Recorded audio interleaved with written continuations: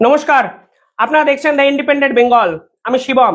যারা এই প্রতিবেদন দেখছেন তারা ভিডিওটি শেষ অবধি দেখবেন, কারণ এই ভিডিওতে আমি এমন কিছু তথ্য এবং তত্ত্বের কথা আলোচনা করব যা জিওপলিটিক্যাল সিনারিওতে অত্যন্ত গুরুত্বপূর্ণ। বাংলাদেশ এবং মায়ানমার সীমান্তে 271 কিলোমিটার জায়গা কিন্তু প্রায় দখল করে নিয়েছে আরাকান আর্মি। এই আরাকান আর্মির দাপটে বাংলাদেশের ইউনিট সরকার কিন্তু সব থেকে বিপদে পড়েছে, তা আমি কালকের একটি ভিডিওতে আমি আপনাদের বলেছি। কিন্তু এখন প্রশ্ন হলো, এতে ভারত কিভাবে মানে ইনডাইরেক্টলি বা ডিরেক্টলি লাভবান হলো। দেখুন, এই যে পুরো কনফ্লিক্ট, এই কনফ্লিক্টটা কিন্তু অপারেশন 1027 নামে শুরু করেছিল আরাকানরা আজ থেকে 8 মাস আগে। তারা কিন্তু চীনের মদতপুষ্ট মায়ানমারের সেনাবাহিনী, জুংটা সেনাবাহিনীর বিরুদ্ধে 8 মাস ধরে এই লড়াইটা চালিয়েছে। যখন এই লড়াই তারা শুরু করেছিল তখন জুংটা সেনাবাহিনীর সদস্য সংখ্যা ছিল 5 লাখ। আর লড়াই যখন শেষ হলো তখন জুংটা সেনাবাহিনীর সদস্য সংখ্যা কিন্তু নেমে চলে আসে 1.5 লাখে। জুংটা সেনাবাহিনী চীনের প্রশ্রয়ে একাধিক ভুল করে বসে। তারা বিভিন্ন ক্ষেত্রে বাংলাদেশের সঙ্গে লড়তে গিয়ে মায়ানমারের সাধারণ মানুষের উপর ওপেন ফায়ার করে। এর ফলে কি হয়? এর ফলে মায়ানমারের সাধারণ মানুষের যে ইমোশন, তা কিন্তু এই বিদ্রোহী গ্রুপের উপর চলে আসে। এই আরাকান আর্মি শুধু নয়, সেই অঞ্চলে আরো 3টি বিদ্রোহী গ্রুপ নিয়ে একটা বৃহত্তর রেবেল অর্গানাইজেশন তৈরি হয়, যারা জুংটা বাহিনীর বিরুদ্ধে দিনের পর দিন কিন্তু লড়াই চালায়। তাদের প্রথম থেকেই লক্ষ্য ছিল রাইখান দখল করা।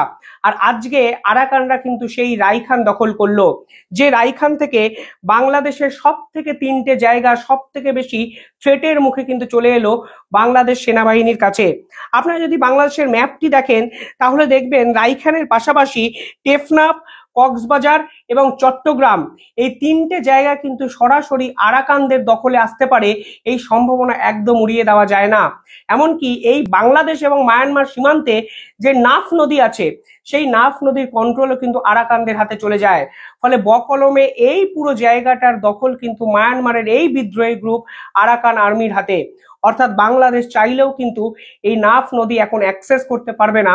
তা সরাসরি এই যে বিদ্রোহী গ্রুপ আরাকান আর্মি, তারা কিন্তু প্রেস বিজ্ঞপ্তি দিয়ে জানিয়েছে। অর্থাৎ বিজেপি চাইলেও এই নাফ নদীতে এই মুহূর্তে বাংলাদেশের মৎস্য যারা জীবী, তারা কিন্তু যেতেই পারছে না। তবে পাশাপাশি কক্সবাজার এরিয়া, এই কক্সবাজারে কিন্তু আগের বছর অক্টোবর এবং জুন মাসে প্রায় 4 কিলোমিটার দূরত্ব বজায় রেখে আরাকান আর্মিরা ঢুকে পড়েছিল। সে সময় অনেক প্রশ্ন উঠেছিল যেহেতু বাংলাদেশ সীমান্ত থেকে আরাকান আর্মিরা মাত্র 4 কিলোমিটার ডিস্টেন্সে আছে, তাহলে কি বাংলাদেশের অ্যাক্টিভ কোনো ভূমিকা পালন করা উচিত? কিন্তু বাংলাদেশ কিন্তু সে সময় অ্যাক্টিভ ভূমিকা পালন করেনি, কারণ আরাকান আর্মিরা সে সময় একটি কথা প্রচার করেছিল। তারা বলেছিল restore sovereignty of the multi ethnic Arakanese. অর্থাৎ এই বিশ্বের যত আরাকানাস আছে তাদেরকে এক জায়গায় নিয়ে আসো ওই জায়গায়, এবং ওই জায়গায় একটি পিস ল্যান্ড তৈরি করো। তার জন্য কিন্তু বাংলাদেশ আর্মি সে সময় আরাকানদের সঙ্গে সরাসরি যুদ্ধে যায়নি। কিন্তু আলটিমেটলি আজকের দিনে দাঁড়িয়ে বাংলাদেশের সাথে আরাকান দেশের সম্পর্ক, তা কিন্তু এমন গভীরে এমন ক্ষতচিহ্ন তৈরি করছে, যাতে বাংলাদেশের সীমান্তে সব থেকে বড় ভয়ানক বিপদটা আগামী দিনে আসতে পারে বলে মনে করছেন। দেখুন, এতে সব থেকে বেশি লাভ ভারতের। 1 নম্বর তো লাভ নিঃসন্দেহে, যদি বাংলাদেশের সেনাবাহিনী বিজেপি উত্তর এবং দক্ষিণ দু জায়গাতেই লিপ্ত থাকে যুদ্ধে, তাহলে এই বিজেপির যে সেনা সদস্য, তারা কিন্তু একজোট বা এককাট্টা হতে কখনো পারবে না। অর্থাৎ বাংলাদেশের দুই দিকে যে বর্ডার, ভারতবর্ষ, সেই ভারতবর্ষের সঙ্গে ভারতবর্ষের যে সেনাবাহিনী, তাদের সঙ্গে বিজেপি দিনের পর দিন লড়াই করেছে।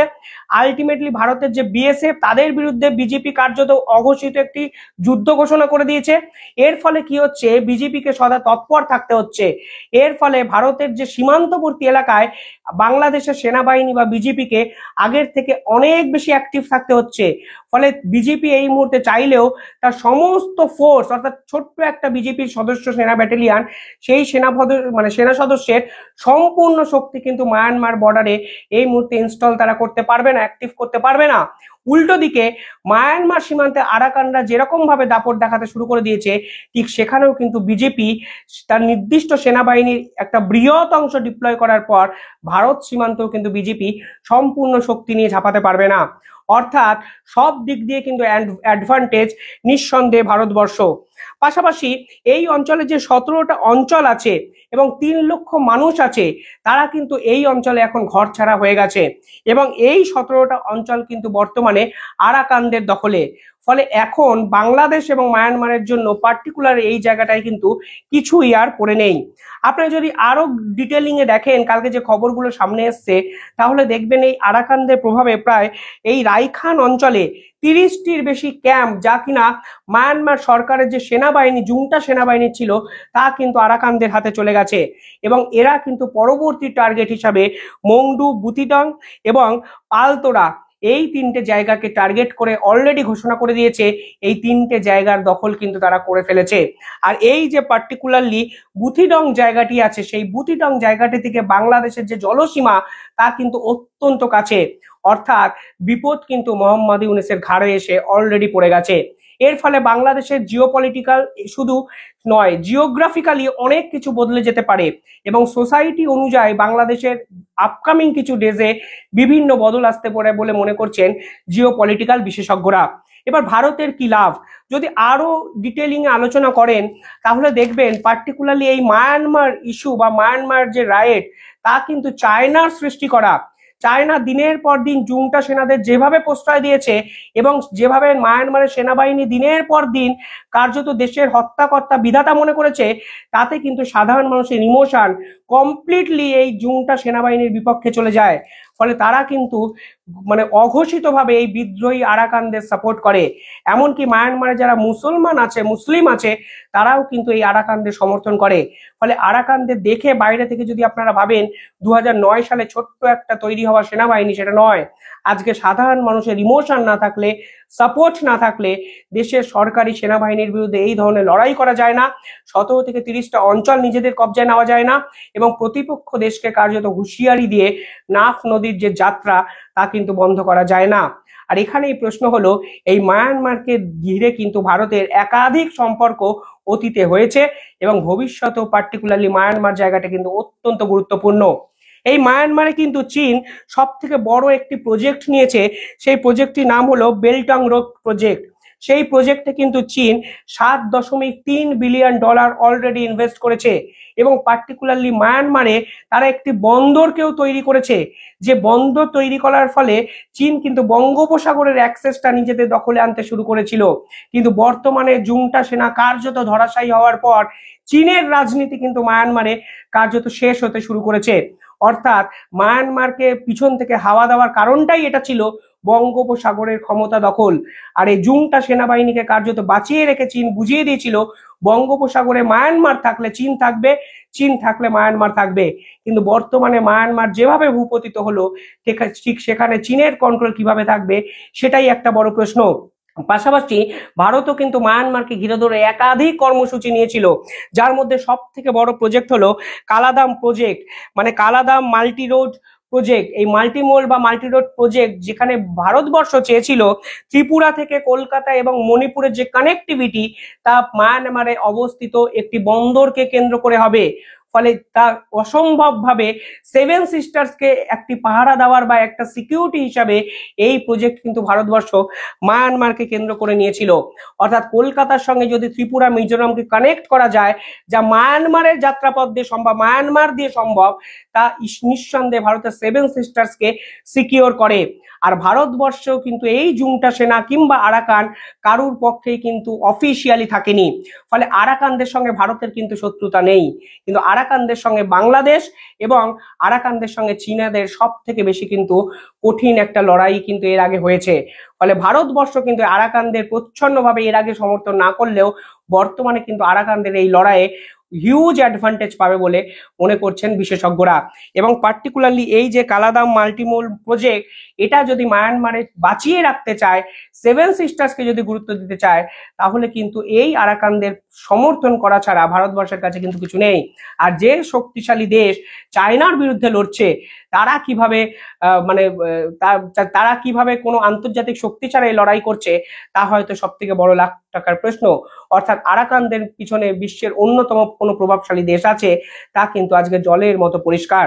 পাশাপাশি আরাকানরা দিনের পর দিন সেন্ট মার্টিনস নিয়ে হুমকি দিয়েছে। কিভাবে তারা বাংলাদেশের বিপক্ষে গেল আমি একটু আপনাদের বুঝিয়ে দিই। নিঃসন্দেহে প্রথম কারণটা হলো সেন্ট মার্টিনস দ্বীপ। 2018 সালে যে পুরো বিষয়টি আন্তর্জাতিক সমুদ্র আদালতে মীমাংসা হলেও আরাকানরা কিন্তু এখনো মনে করে এই সেন্ট মার্টিনস দ্বীপ কিন্তু তাদের পার্ট। অর্থাৎ এই সেন্ট মার্টিনস দ্বীপে যারা মাছ ধরতে যেতেন তাদেরকে গুলি করে মারতেন কিন্তু এই আরাকানরা। শুধু তাই নয়, একাধিক ক্ষেত্রে বাংলাদেশকে কিন্তু কড়া হুঁশিয়ারি দিয়েছে আরাকানরা, স্পেশালি রোহিঙ্গা ইস্যুতে। এই রোহিঙ্গাদের কিন্তু প্রশ্রয় দেয় না আরাকান আর্মি। অর্থাৎ রোহিঙ্গা সমস্যা যেভাবে বাংলাদেশ কার্যত মদত দেয়, প্রশ্রয় দেয়, ঠিক সেখানে দাঁড়িয়ে আরাকানরা কিন্তু সরাসরিভাবে বাংলাদেশের বিরোধ করবে, সেটাই কিন্তু স্বাভাবিক। পাশাপাশি একাধিক ইস্যুতে বাংলাদেশ কিন্তু মহাবিপাকে পড়তে চলেছে, পার্টিকুলারলি এই আরাকান আর্মির দাপটে। এই 270 কিলোমিটার জায়গা খুব ছোট একটা জায়গা নয়। অর্থাৎ সীমান্তে যখন আপনার শত্রুপক্ষ কার্যত দখল করে নেবে, ফলে আপনার যে ঘুম উড়বে সেটাই স্বাভাবিক। বিজেপি শুধু অ্যাক্টিভ হলে হবে না, এই সেন্ট মার্টিনস ওরিয়েন্টে আরাকানদের একাধিক স্লিপার সেল নাকি অ্যাক্টিভ হয়ে গেছে, যে একাধিক রিপোর্টে বেরিয়ে এসছে। অর্থাৎ বাংলাদেশের ইন্টেলিজেন্সকে কিন্তু যথাসম্ভব অ্যাক্টিভ দেখাতে হবে। ভাবলে অবাক লাগে, কিছুদিন আগে যে দেশটা ভারতকে ফাঁকা আওয়াজ দিচ্ছিল, তারা এখন বাংলাদেশের একটা ছোট্ট বিদ্রোহী গ্রুপ আরাকানদের ভয়ে তাতে ঘুম উড়িয়ে ফেলছে। শুধুমাত্র স্লিপার সেলের অ্যাক্টিভিটি নয়, এই সীমান্তবর্তী এলাকায় সব থেকে বেশি বাংলাদেশ যেটা চ্যালেঞ্জের মুখে পড়বে তা হলো অনুপ্রবেশের। আর এই অনুপ্রবেশকারী সমস্যা কিভাবে বাংলাদেশের বিজেপি আটকাবে, সেটাই কিন্তু একটা বড় প্রশ্ন। মনে রাখবেন, কিছুদিন আগে এই বাংলাদেশ কিন্তু ভারতকে বলেছিল ভারত এবং বাংলাদেশের মধ্যে অনুপ্রবেশকারী সমস্যা নেই। আজকে সেই বাংলাদেশ মায়ানমারের সঙ্গে সব থেকে বড় সমস্যায় পড়ে গেছে অনুপ্রবেশ নিয়ে। অর্থাৎ হিউজ পরিমাণে একটা রোহিঙ্গা, যাদেরকে নির্বিচারে এই আরাকানরা গুলি করে 2017 সালের মতো যদি মারতে শুরু করে, তারা কিন্তু বাংলাদেশে প্রবেশ করবে। আর এই বাংলাদেশে প্রবেশ করলে বিজেপির কাছে সব থেকে বড় চ্যালেঞ্জ হবে তাদেরকে আটকানো, যা অত্যন্ত গুরুত্বপূর্ণ একটা বিষয়, যা আন্তর্জাতিক মহল বিজেপি কিভাবে সামলায় তা কিন্তু দেখার জন্য উদ্গ্রীব হয়ে থাকবে। পাশাপাশি নাফ নদী কিন্তু বাংলাদেশের মৎস্য শিল্প, মৎস্যজীবীদের অত্যন্ত ভরসার একটা জায়গা। ইকোনমিক্যাল ক্রাইসিস তৈরি হবে বাংলাদেশে। এই নাফ নদী আরাকানরা কার্যত দখল করে নিয়েছে। কালকে নাফ নদী পেরিয়ে চট্টগ্রাম বা কক্সবাজারে যদি আরাকানরা আসে, তাহলে কিন্তু বিদ্রোহী গোষ্ঠীকে থামানোর মতো ক্ষমতা বর্তমান বাংলাদেশে আছে নাকি, সেটাও কিন্তু বড় প্রশ্ন। মায়ানমারের আভ্যন্তরীণ সংঘাতের সীমান্ত এলাকা অনিরাপদ হওয়ার কারণে অদ্য 10 ডিসেম্বর 2024 খ্রিস্টাব্দ তারিখ হতে পরবর্তী নির্দেশ না দেওয়া পর্যন্ত নাফ নদীর মোহনা ও আশেপাশে নৌযান চলাচল বন্ধ থাকিবে। এক্ষেত্রে যদি চীন বাংলাদেশকে খুল্লাম খুল্লা সমর্থন করে, তাহলে কিন্তু চীনের ক্ষেত্রেও এটা সুসাইডাল অ্যাটেম্পট হতে পারে। কারণ এই আরাকানরা কিন্তু আন্তর্জাতিক স্তরে এমনকি আমেরিকার সাহায্য পেতে পারে। মনে রাখবেন, এই আরাকান ইস্যুতে একটি ডেলিগেশন দল কিছু বছর আগে বাংলাদেশে এসেছিল। তারা কিন্তু প্রধানত 3টে প্রস্তাব দিয়েছিল আরাকানদের, কিন্তু তা সত্ত্বেও কিন্তু আরাকানরা থামেনি। অর্থাৎ পুরো বিষয়টা তারা মিটমাট করাতে চায়নি, পুরো বিষয়টা ইন্ডিয়ার মাধ্যমে কমিউনিকেট করার তারা চেষ্টা করেছিল, সেটাতেও তারা রাজি হয়নি। ফলে এই আরাকানরা যে আমেরিকার বর্তমান সময়ে সমর্থন পাবেন, কারণ চীন জুনটাকে সমর্থন করেছে, সে কথা কিন্তু উড়িয়ে দেওয়া যায় না। অর্থাৎ আরাকান আর্মির এই 271 কিলোমিটার সীমান্ত দখলকে কেন্দ্র করে বাংলাদেশের রাজনীতি শুধু নয়, দক্ষিণ পূর্ব এশিয়ার পলিটিক্সটা সম্পূর্ণভাবে কিন্তু অন্য রকম ভাবে লেখা শুরু হলো কালকে থেকে। পাশাপাশি এই রোহিঙ্গা সমস্যা কিন্তু বাংলাদেশের ক্ষেত্রে আরো জটিল এবং কঠিন হবে। এই যে রোহিঙ্গাকে যদি অবস্থান দেওয়া হয়, মানে যদি আশ্রয় দেওয়া বাংলাদেশে হয়, তাহলে হয়তো জুনটা সরকারের একটু ক্লোজ যেতে পারবে বাংলাদেশে, কিন্তু এই জুনটা সরকারের পতন কিন্তু নিশ্চিত। ফলে যদি আরাকানদের কাল চটিয়ে ফেলে ইউনেস সরকার রোহিঙ্গাদের আশ্রয় দিয়ে, তাহলে কিন্তু এই ইউনেসকে কড়া চ্যালেঞ্জের মুখে পড়তে হবে আরাকান আর্মির। এটা নিয়ে আমরা অত্যন্ত আতঙ্কে আছি। দিন রাত মোমর গুলির শব্দ এবং মর্টার সেলের শব্দে আমরা কিন্তু ঘুমাইতে পারতেছি না। এখানে যেন কোনো অনুপ্রবেশকারী যেন ঢুকতে না পারে, এই জন্য বিজিবি এবং কোস্টগার্ড সতর্ক অবস্থানে রয়েছে। আর আমরা ইতিমধ্যে আমাদের যে জেলে আমাদের যে মাঝিরা রয়েছে এবং যা পণ্য পরিবহনকারী সকল পরিবহনকে আমরা জানিয়ে দিয়েছি যে ওই জায়গাটি আমাদের ঝুঁকিপূর্ণ।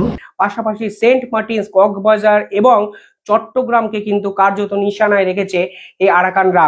সব মিলিয়ে শুধুমাত্র দেশের অংশ চলে যাওয়া নয়, দেশকে ওরা আক্রমণের মুখে মোহাম্মদ ইউনূস ফেলেন কিনা সেটাই কিন্তু একটা দেখার বিষয়। পাশাপাশি নিশ্চিতভাবে বলা চলে এই এই এই পার্টিকুলারলি আরাকানদের বিষয়ে জয়শঙ্কর যেরকম ডিপ্লোমেসি দেখালেন, অর্থাৎ জয়শঙ্কর পুরো বিষয়টাতে যেভাবে এড়িয়ে গেলেন, অর্থাৎ প্রচ্ছন্নভাবে সমর্থন আরাকানদের করলেন, তাই সেই সময় কিন্তু বঙ্গোপসাগরের কন্ট্রোলটা ভারতের হাতে এসে পৌঁছালো। কারণ এই যে কালাদাম মাল্টিমোল প্রজেক্ট, যা কিন্তু ত্রিপুরা, কলকাতা এবং মিজোরামকে একই সূত্রে বাঁধে, সেই প্রজেক্ট যদি বাংলাদেশকে টপকে মায়ানমারে ভারতবর্ষ অলরেডি করে দেয়, তাহলে কিন্তু বঙ্গোপসাগরের কন্ট্রোল চীনের থেকে ভারতের হাতে ইতিমধ্যেই চলে এসছে।